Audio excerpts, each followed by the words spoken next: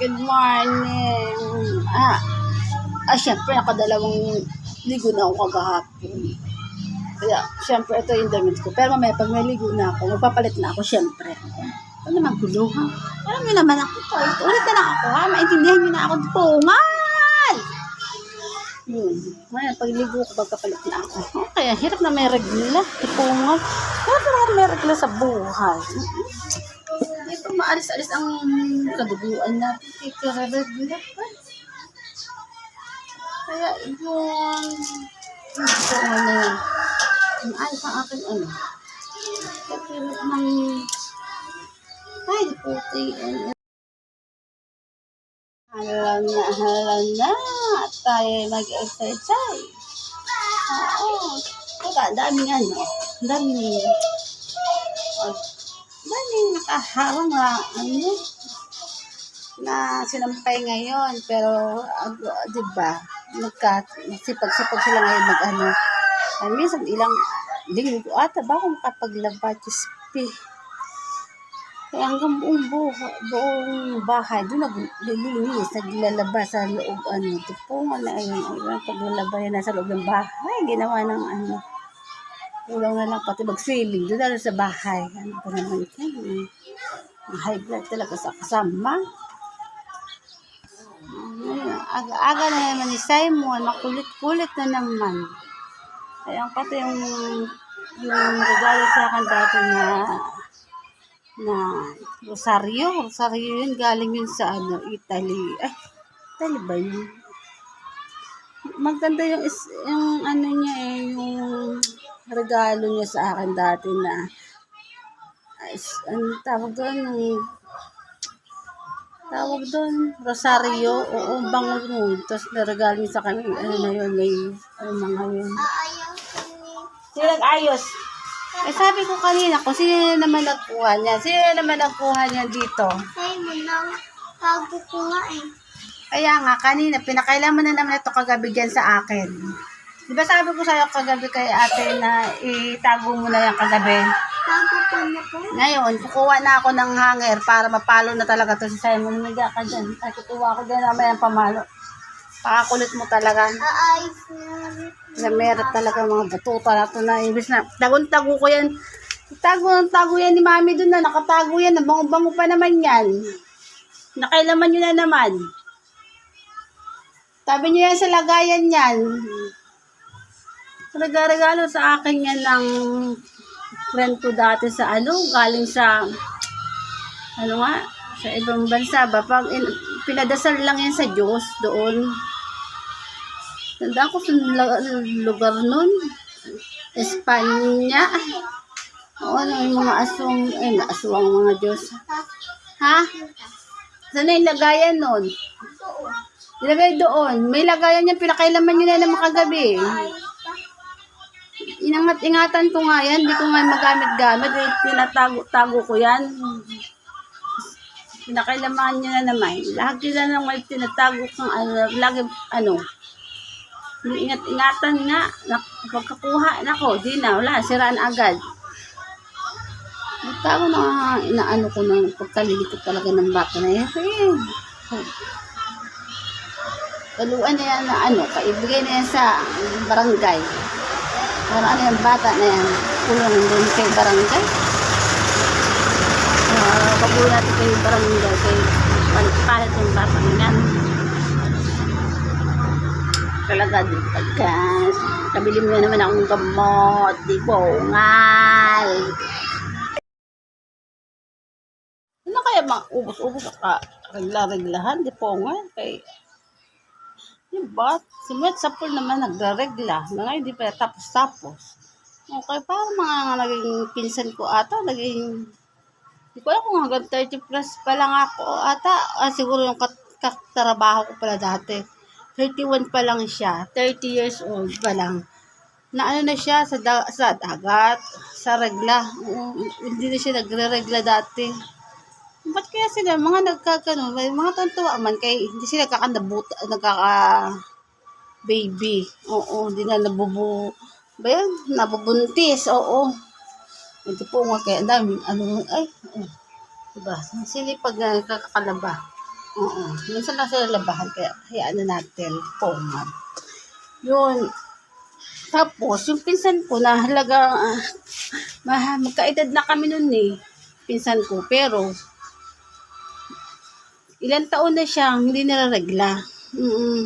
Lalo sabay din kami niregla nun eh. Sabay kami niregla nun nakaraan. Kaming high school kami nun, niregla kami dati.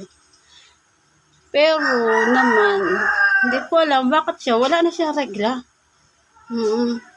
Buti na lang, maano pa rin siya, mainit pa rin siya pag nakipagtalik sa mga tuloy, sa asawa niya. Kasi nga, akala ko dati, pag wala nang regla, wala nang kwenta. Parang wala nang hindi nakakaramdam kung kapag init sa mga asawa, ganun.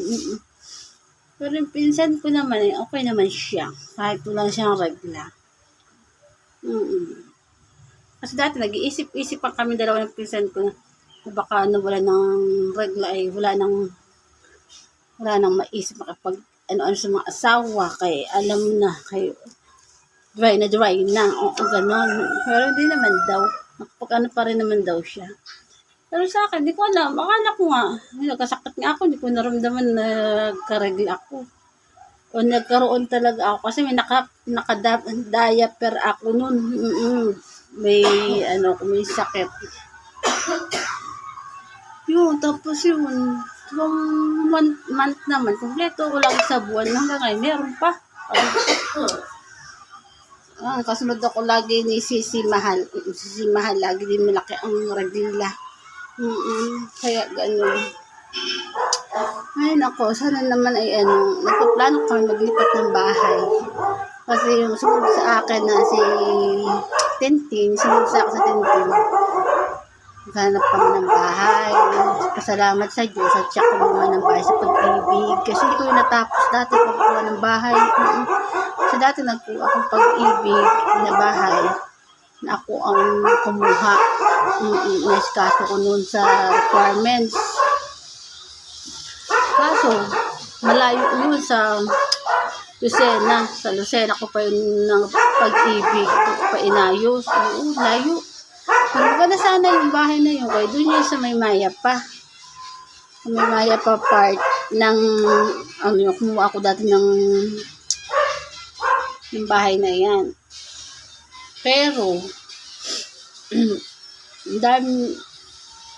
ang dami daw. Depende ha, sa naalala ko dati na yung bahay na yun, naging may-ari noon. Kaso, mga hindi natatapos sila. Hindi sila natatapos lahat pag, wala kung bakit. Pero halos lahat ng bahay ng mga bahay na yun, doon sa bahay na yan, nagmamay-ari. Siguro dahil sa pag-ibig din o sa bangko, yung iba sa bangko lang yung babayad. Na hindi sila natatapos. May nagkamatay-matay din. Na parang hindi natatapos sa bahay na yan. Ewan ko ba dyan? Kaya, wala naman akong kaya pinakailamang inasikaso ko pa rin yung bahay na yan. Ako ay hindi ko baga inasikaso ko pa rin doon sa Lucena. Pati mga requirements. Yun, nasikaso ko namin yun. Ang ending, bago ko nag-birthday doon, bago kami nakapasok doon sa bahay na yan, ang laki sana ng bahay na yan. Ang laki dyan sa Maya pa. Ang problema lang dyan, grabe ang tubig. Pag naulan-ulan, kahit hindi bagyo. Kunting ulan-ulan lang, nagkakabagyo yung tubig lagi ang mga bahay-bahay hanggang loob. Kasi, kunyari ito, mataas lang dito na ang baba ng pinakabahay. Kasi, ganda sana ng bahay na yan. Tapos, tagal namin nag-stay ng bahay na yan. Kasi nagkasakit nga yung mga parents ko. Halos magkasabay-sabay sila. Tapos, may mga namatay na mag-anak at mama at papa ko na halos buwan lang. Doon lang din sa bahay na yan. Halos lahat mga nagkanda sunod-sunod na baka halos lang tumira ng bahay na yan dati pa, kahit hindi kami nauna, halos may mga namatay talaga. Hindi ko alam Kung ano nangyari sa bahay na yan, na ganyan, kala ko naman kasi, hindi kami naniwala sa mga ganyan, sa bahay na yan na pag tumira kami. Nasikaso ko pa rin kasi gusto ko magkaroon kami ng bahay doon. Pero pasalamat din naman kasi umalis na kami doon. Kahit ayaw ko sanang umalis. Pero, siguro naman na, okay na rin na nawala kami doon. Kasi nagkasakit ako. Buti hindi naman ako tuluyan. Kasi yung kalamama nun, sila papa dati, pag nagkasakit nun, ewan ko, bigla na lang din nagkasakit. Nagkanda wala na. Pungal na yan. Kaya ngayon, nagplan na naman kami ng pag-ibig. Para makano ba ng bahay. Sa tandaan naman, magkaroon na talaga ng bahay. Hindi pungal, ewan ko makamalas-malasan sa mga bahay na iyan. Hindi magkanda ugaga sa pagkuha ng ano. Nagkuha kami ng pag-ibig. Alam, asikaso namin ng ano. Hindi ko lang alam kung itong year din na to, makapaglipat-lipat na. Para pag New Year, try namin mag-New Year naman sa bahay na yan. Sana naman makakita kami magagandang kapitbahay, makaano-ano. Sana hindi kayo mahirapan ng pagsakay-sakay ng mga tricycle doon. Alam ko man, kahit paano, hindi naman ganun kalayo yun. Ay, nako. Kaya nga matupad na. Para makaano, kasi nakakaano rin naman ng panibagong bahay, di ba? Gusto ko makapagtrabaho kasi hindi na matuloy-tuloy ang trabaho. Hindi makapagkaroon na lang ako ng store. Ayos ba sa bahay para naman magawa naman sa bahay. Ay Diyos mo, katamad na ako ng ka-stay lagi sa bahay. At least mag-store sa tindahan ay matutunan man lang. At least may madagdag ba naman tulong dyan sa mga asikasong kailangan, di ba? Ay, di po nga naman talaga mga ano na yan. Ano? Ganyan talaga ang life. Life is life. Pag buhay ka is buhay ka. Pag ano, ay di po nga, pag nawala na lang sa Diyos, no? Ano ba yan? Nakakalo.